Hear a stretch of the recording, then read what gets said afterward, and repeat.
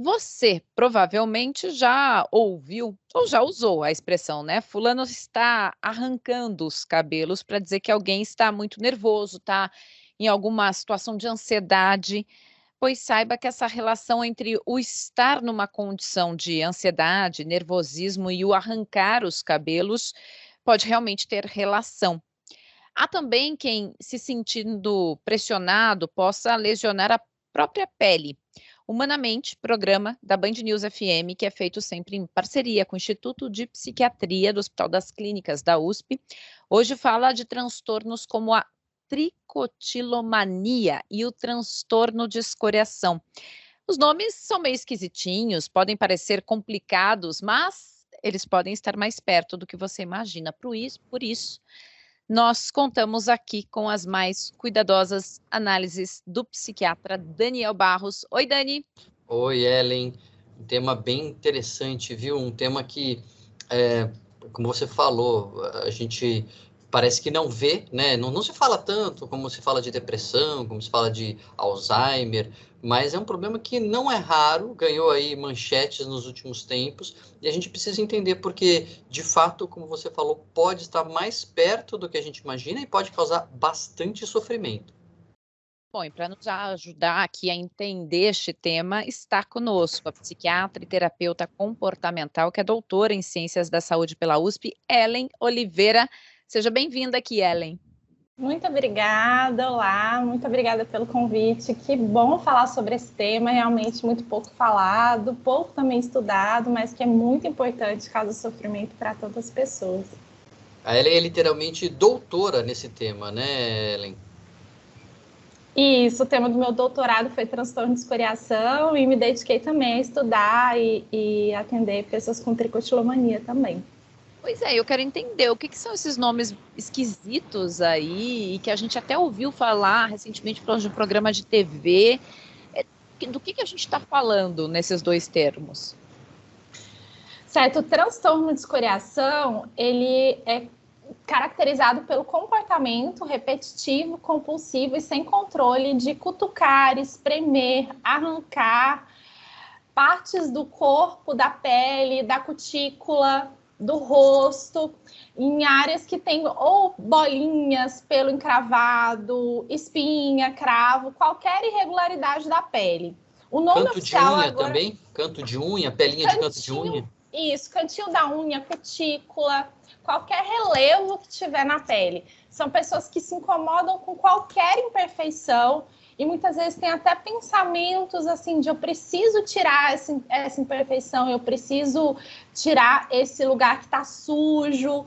Então, tem esse incômodo e essa exigência de perfeição da pele. E a tricotilomania tem também características muito semelhantes, que tem esse comportamento que também é repetitivo, compulsivo, sem controle de arrancar pelos de qualquer parte do corpo, então barba, cílios, sobrancelha, pelos dos braços, do peito, da virilha, das pernas e também qualquer parte do couro cabeludo, qualquer área de cabelo. E você comentou em que é compulsivo, né? E isso é um termo técnico que às vezes o ouvinte pode não saber exatamente aquilo que a gente está querendo dizer quando a gente diz compulsivo. O que significa assim, esse termo? É um comportamento repetitivo, então ele acontece, né, várias vezes, mas ele também é compulsivo. O que significa isso? Uhum. Ele é compulsivo na medida que a pessoa ela tem essa ação, né, de cutucar, de arrancar, várias vezes por dia, várias vezes na semana, ela tenta parar e não consegue, ela sente que é o comportamento que está no controle, é o cutucar, é o arrancar que está no controle da vida dela, ela deixa de fazer uma série de coisas por causa do cutucar da pele, do arrancar de cabelos, ou por causa da vergonha, do constrangimento, ou mesmo porque ela passou o tempo cutucando, passou o tempo arrancando e não conseguiu se dedicar a outras atividades, como, por exemplo, estudar, trabalhar, estar com a família. Aí a gente chama isso de compulsivo. E tem uma semelhança com o TOC, né, que é o transtorno obsessivo compulsivo, que no TOC também tem essa compulsão, mas o transtorno da escoriação e da tricotilomania não é exatamente um toque, é isso? Isso, tem lá o guarda-chuva, que eu chamo assim, que é aquele conjunto grande de transtornos obsessivo-compulsivos, e lá dentro desse guarda-chuva tem ali uma casinha dos comportamentos que são repetitivos voltados para o próprio corpo. E aí a gente tem, dentro dessa casinha, a gente tem transtorno de escoriação, que é o cutucar da pele, a gente tem a tricotilomania, que é o arrancar de cabelos, e tem outros comportamentos também que eles ainda não são considerados doenças oficialmente, que aí é o morder de lábios e bochechas e o roer de unhas. E muitas vezes eles vêm acompanhados também. Quem, por exemplo, cutuca a cutícula, morde a cutícula também, geralmente rói a unha. E é muito comum também ter associação de vários comportamentos. Por exemplo, quem arranca o cabelo, cutuca a pele, morde a bochecha. Por quê? A presença de um aumenta a chance de ter outro. Teve até uma ouvinte que escreveu, viu, Ellen, que quando a gente fez uma coluninha bem curta explicando o que era a tricotilomania no Humanamente ao longo da semana, e aí uma ouvinte me escreveu falando justamente do comer a unha, né? Será que era a mesma coisa? Será que era diferente? Então, é diferente, não é propriamente ainda classificado como uma doença, mas também pode trazer bastante problema para a vida da pessoa, inclusive infecção e dor e limitação da vida, né? Sim, sim, pode trazer até perda, né, da unha, quando atinge aqui, né, o leito da unha, que é onde a unha nasce, a pessoa pode até perder a unha, não nascer mais, essa dor, infecção. Isso realmente pode acontecer. Muitas vezes, constrangimento mesmo, por exemplo, tem profissionais que trabalham que a unha fica sempre aparecendo. Por exemplo, eu falo muito, eu estou sempre com a minha mão aqui em evidência. Por exemplo, eu já atendi paciente que me procurou por causa do roer de unhas e do morder de lábios e bochechas, porque ficava escrevendo muito e ficava com vergonha das pessoas ficarem vendo, porque preenchia formulário na frente das pessoas. Manicure e também maquiadora, que ela vai maquiar o rosto da cliente e a mão dela fica muito perto. Então, realmente tem esse constrangimento mesmo de como a unha vai aparecer, a unha cutícula vai aparecer para as outras pessoas, que as pessoas começam a pensar, nossa, essa pessoa está sempre com a mão machucada, ferida, sangrando. Agora, quando eu li pela primeira vez a expressão, né, o transtorno de escoriação, eu pensei em algo mais grave, sei lá, pensei em uma pessoa se cortando, fazendo alguma coisa assim.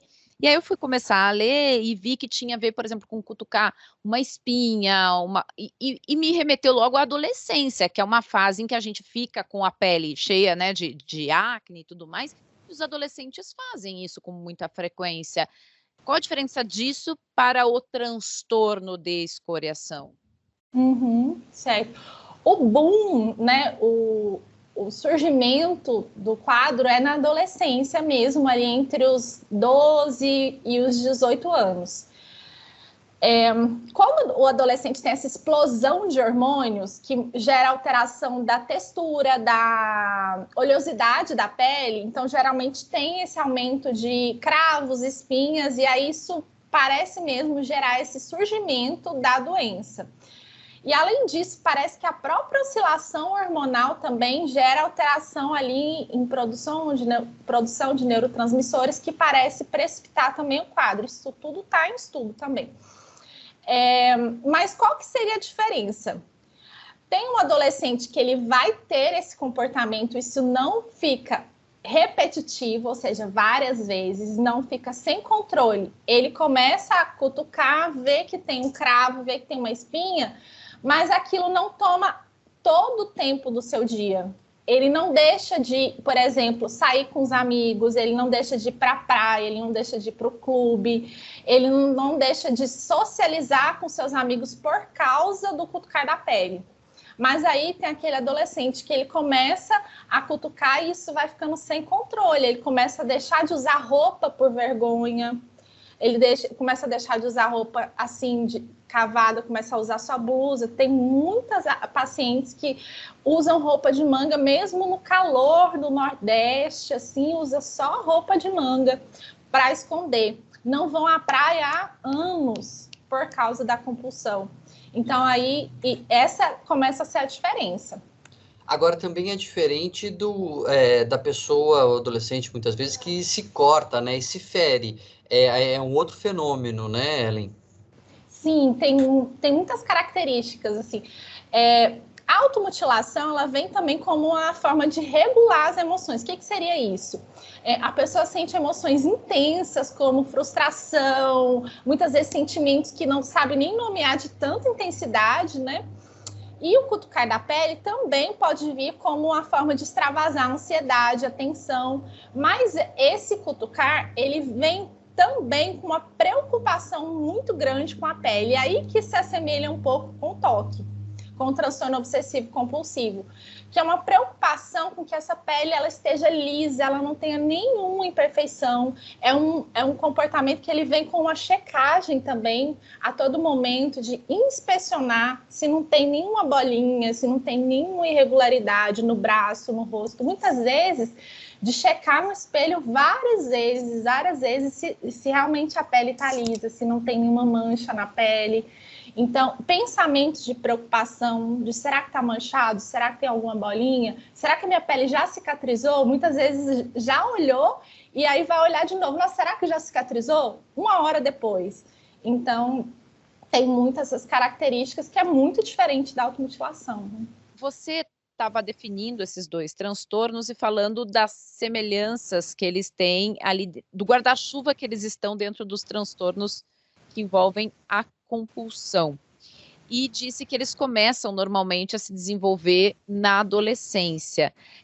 A pessoa que tem esses transtornos, tanto a tricotilomania e o transtorno de escoriação, ela se sente, de certa forma, quando ela faz esses rituais, culpada?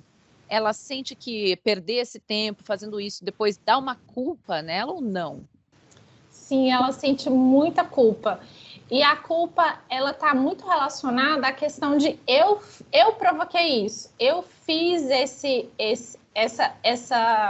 essa lesão, eu me machuquei, eu estraguei a minha pele, eu não consigo me controlar. Vem muito nesse sentido, vem muita frustração por essa falta de controle. E também vem uma culpa social muito grande, porque, na verdade, essa pessoa ela quer ter muito uma pele perfeita. Ela quer muito ter uma pele lisa. E aí, quando ela se dá conta de que a pele, na verdade, está ficando com mais cicatrizes, com mais manchas, vem essa culpa muito grande. Eu queria perguntar justamente isso, Ellen, porque no toque, né, quando é um comportamento obsessivo, muitas vezes tem um porquê ali, né? Não, eu tenho que fazer isso porque senão aquilo. Mas às vezes é só uma sensação de urgência, assim, é um ter que, eu sou obrigado, eu tenho que fazer, não tem motivo, né? As coisas todas que acontecem no toque. Quando a pessoa fica cutucando no transtorno da escoriação, ela sempre tem essa sensação por trás de que, putz, tem um defeito que eu preciso tirar, ou às vezes é um ter que cutucar independente de resultado, é essa sensação de urgência que, como você falou, a pessoa sabe que não deve, ela fica controlando, mas quando ela faz dá um alívio e ao mesmo tempo a culpa. Uhum. É aí que está, é um comportamento muito complexo. A pessoa ela pode ter vários gatilhos, ela pode ter o gatilho da emoção, que aí ela sente uma ansiedade e usa esse comportamento como uma forma de regular essa ansiedade. Ela pode ter esses pensamentos, que aí vem como uma forma de aliviar um pensamento obsessivo ou uma distorção desse pensamento, né? Ou muitas vezes ele vem completamente automático, a pessoa não tem nem consciência. Ela só passou e quando ela viu, já cutucou. Ou pode vir como esse senso de urgência. Veio uma vontade e eu vou lá e cutuco. É muito complexo. E a mesma pessoa pode ter isso, todas essas situações ao longo do mesmo dia. Quer dizer, tem hora que ela faz porque ela tá com ali a sensação de que a pele tá ruim, que ela precisa tirar uma manchinha. Tem hora que ela só sente a necessidade de fazer, e tem hora que ela faz sem perceber, faz no automático ali. Isso acontece na tricotilomania também, né? A pessoa arranca o cabelo muitas vezes sem nem perceber, entra num automático.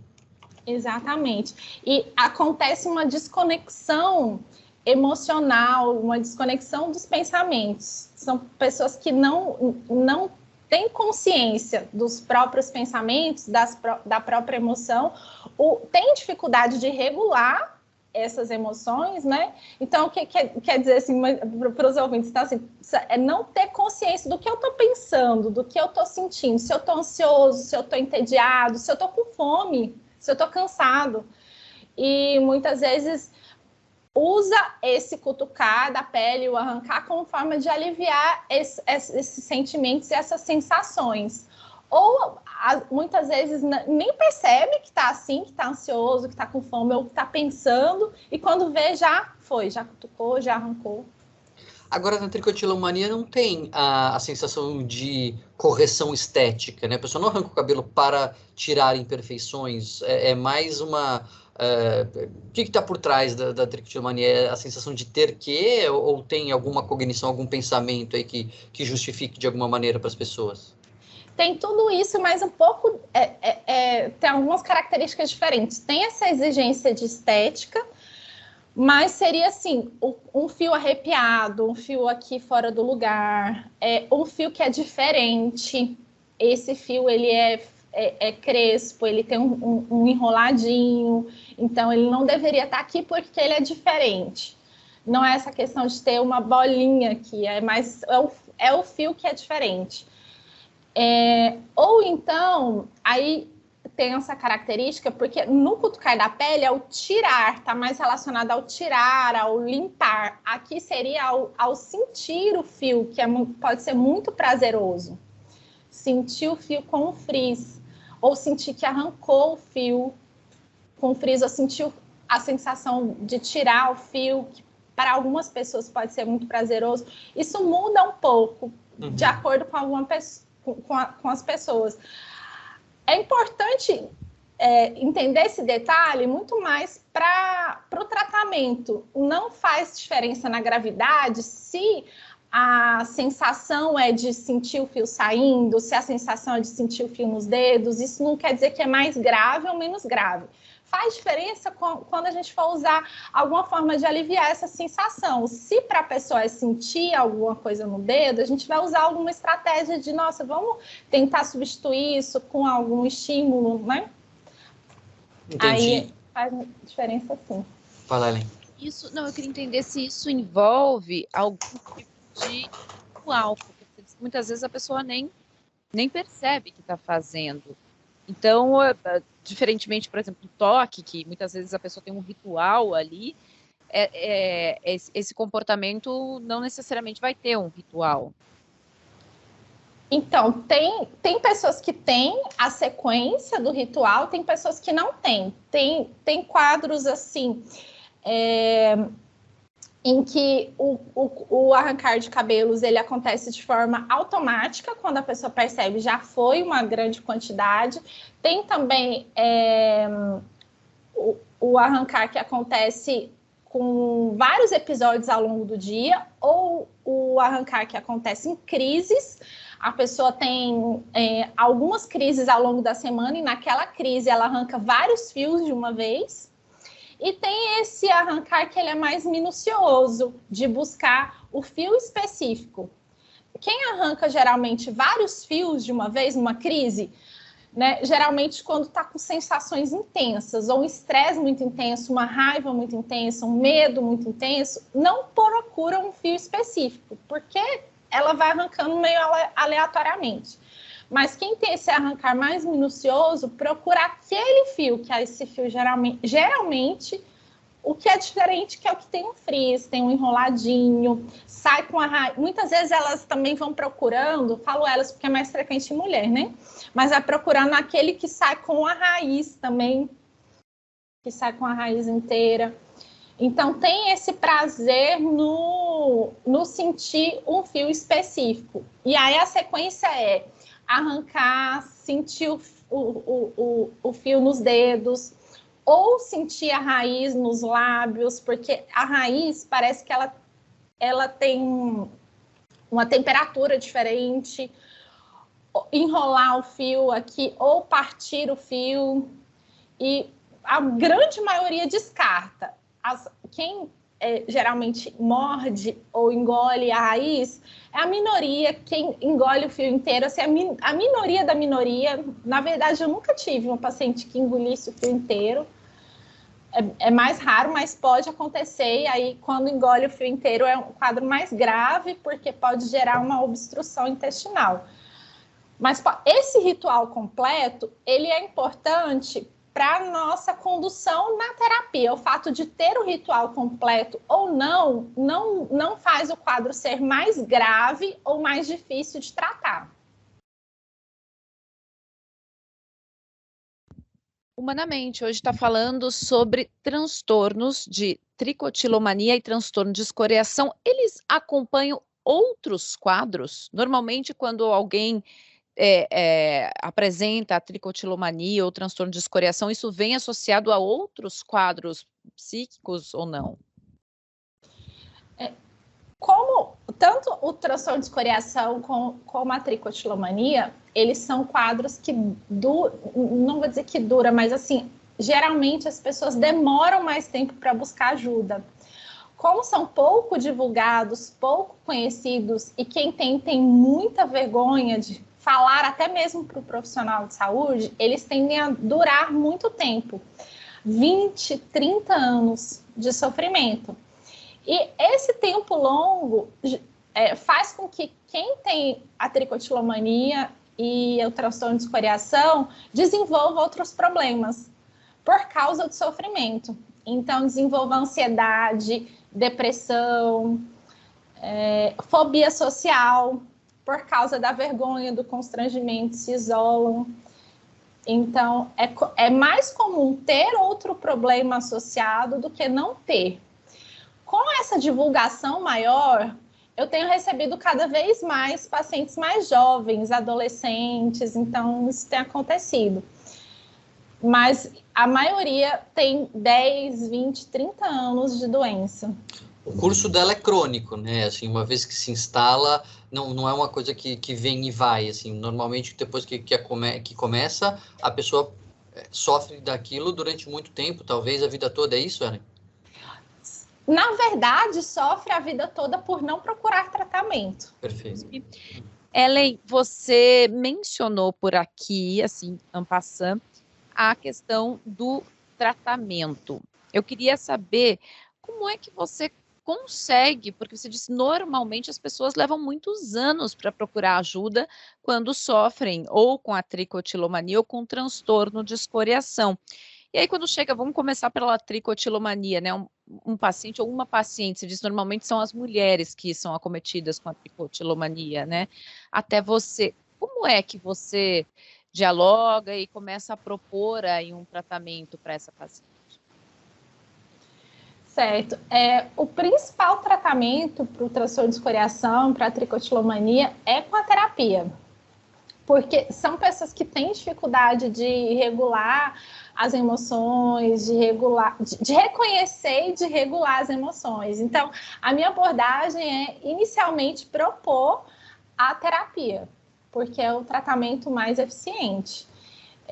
Até o último congresso que eu fui, os especialistas recomendaram: a primeira opção é a terapia, a segunda opção é a terapia, a terceira opção é a terapia.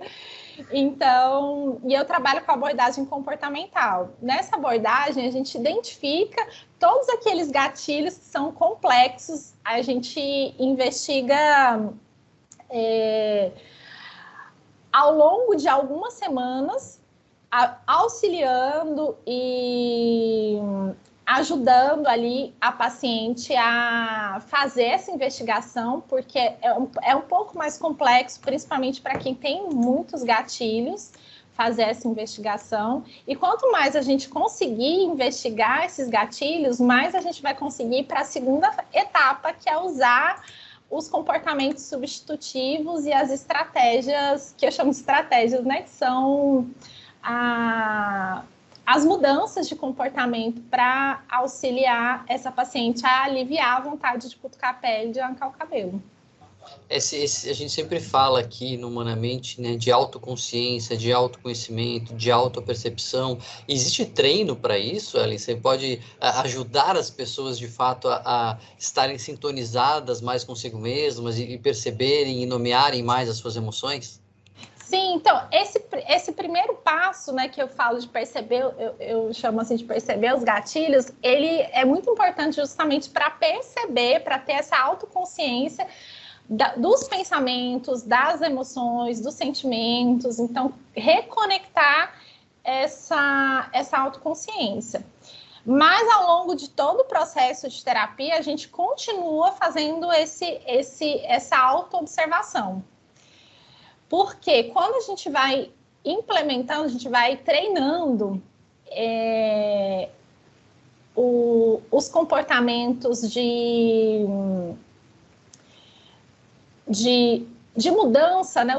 As estratégias que vão permitir o alívio da vontade de cutucar a pele, de arrancar o cabelo, as estratégias para lidar com a ansiedade, lidar com as outras sensações, as sensações corporais, os gatilhos de emoções intensas também. Essa autoobservação constante, ela é importante, até para perceber se está sendo eficiente ou não.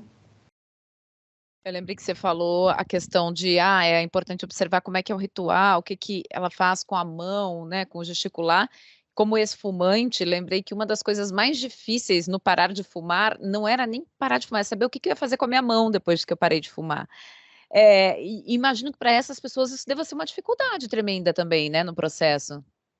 Sim, tem muitas que têm essa inquietação com as mãos, que é um dos comportamentos mais intensos, que leva a ficar, né, checando o tempo todo. Então...